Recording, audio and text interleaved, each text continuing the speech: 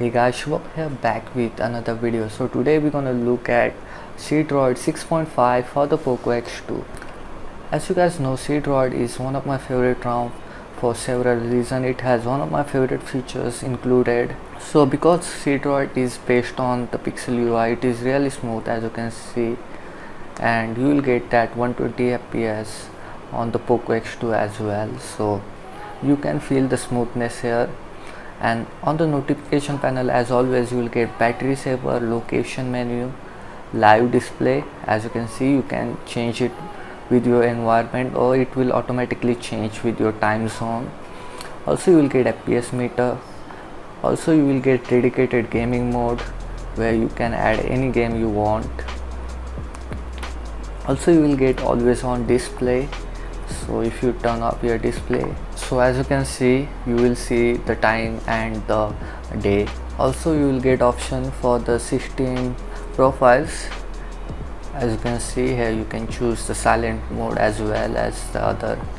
Also you will get CPU info, and there are many other features as well which you can drag and drop here. As you can see, like caffeine, VPN, screen stabilizer, music, compass and stuff. So on the camera, you will get basic MIUI 11 camera, not the MIUI 12 one, but this one you can take dynamic shot as well as the other options. Also you can take video up to 4K 30 fps, and you will get all the basic option, but here's the main option, which is the Memoji, that you won't get on any other MIUI cam app. So as you can see, once you put your face here, you just have to select the emojis. So yeah, it's not perfect like iPhone, but it's still there. It's one of my favorite feature. As you can see, it works perfectly with my face actions. These are basic features. You won't get video bokeh or anything like that on this ROM.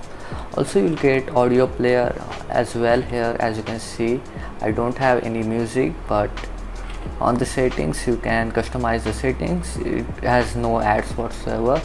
Also you will get audio effects, so it won't work on your regular speaker though. You need to put your headphones on. You will get all the basic settings like the Pixel UI. As you can see here, you will get battery thermal profiles. So on the adaptive battery, it will automatically block the apps that you don't use often, so which will save your battery. Also you will get extreme battery saver, which will restrict all the background activity, also force you to go to the dark mode. So on the display settings here, as you can see, you can set the display profiles. I usually make night really warmer so it won't affect my eyes. You'll also get option for the reading mode, which will remove all the colors. So here you can adjust the color calibration as well as the picture adjustment based on. So yeah, as you can see now, the screen saturation is increased, but the thing is you don't get option to choose the refresh rate, so you have to go with the 120 fps all the time, which will affect your battery. So I wouldn't recommend if you want to save your battery using the 60 fps. Anyways, on the Seedroid settings here, you can choose the clock style. If you want it on the right, you can set it on the right. Here you can completely customize the clock. Also you can choose on the how to hide. It will automatically hide the clock after a few minutes. On the network traffic monitor, you can also show it on the status bar. Also you can use 4G icon instead of LTE icon. You'll also get brightness control on your status bar, so you don't have to scroll down, you just have to go like this, so it will automatically adjust the brightness of your screen.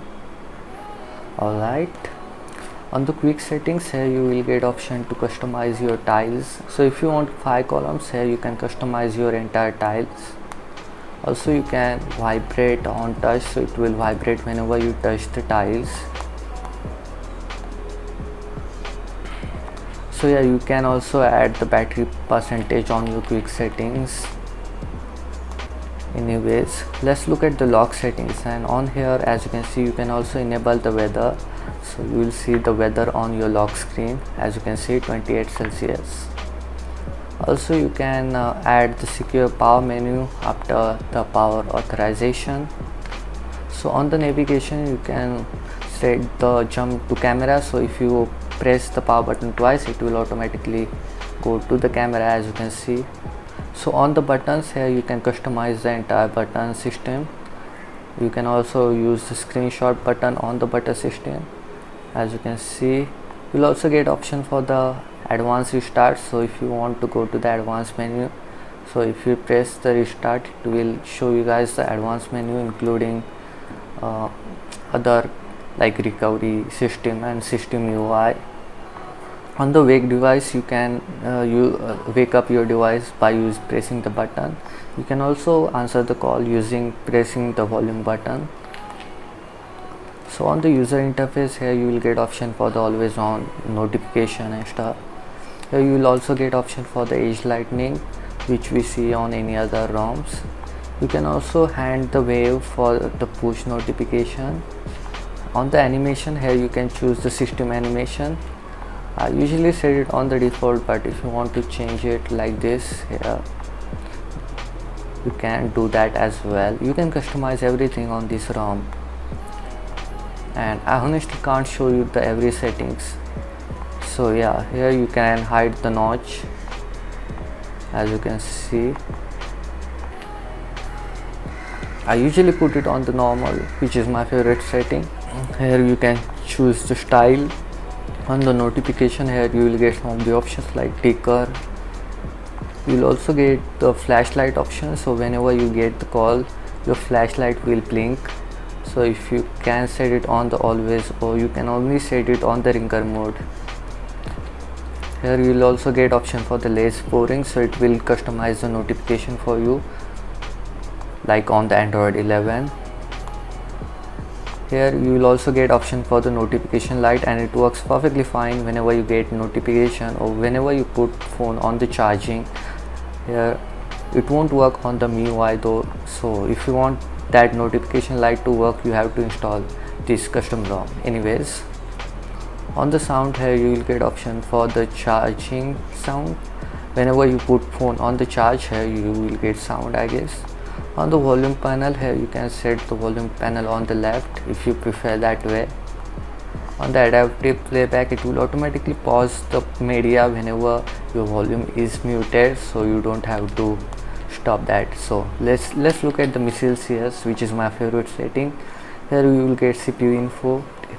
Here you can disable the device identifier, so it won't able to identify your device. That's pretty good if you want to secure your data and stuff. Here you will also get option for the gaming mode, so you can add any of your favorite games and it will automatically go to the gaming mode.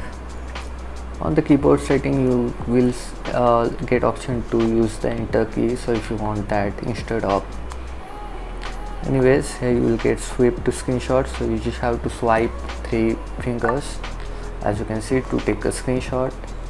You can also block some sensors for save some battery, so if you don't need those sensors, you can block from here to save the battery. You can choose app to block the sensor. So yeah, here's some of the information about the Seedroid 6.10. So anyways, let me play some games and let's see if the 120 FPS is working properly. As you can see, the FPS meter is turned on, gaming mode is turned on. So let's play Alto's Adventure, which is my favorite game.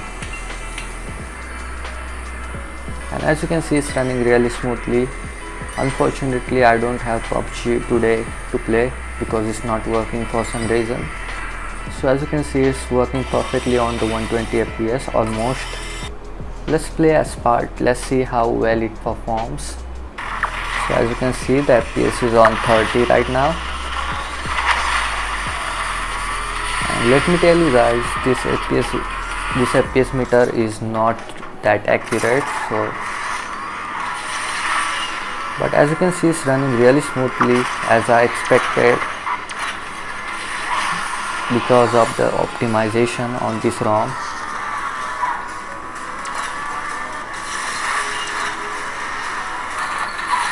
So yeah, there you go, I won.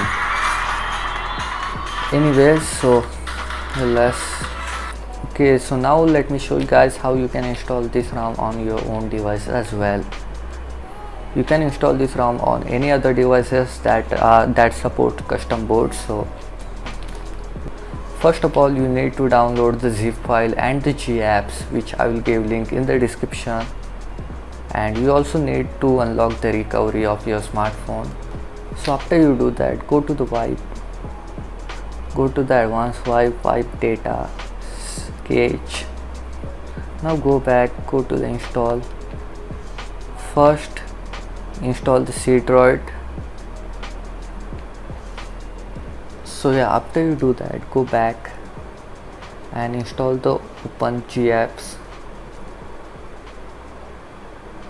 So this will also take few minutes. So yeah, once it's done, go back, go to the mount and mount the cache and the system. Now you can reboot your device to the system. So yeah, it should show the Cdroid logo like this. That means you install it successfully, and now you should be able to see this setup window. That means you install it successfully. So anyways, I hope you guys enjoy. Please leave a like, subscribe to my channel, do all that good stuff, and I will see you guys in the next video. Peace out.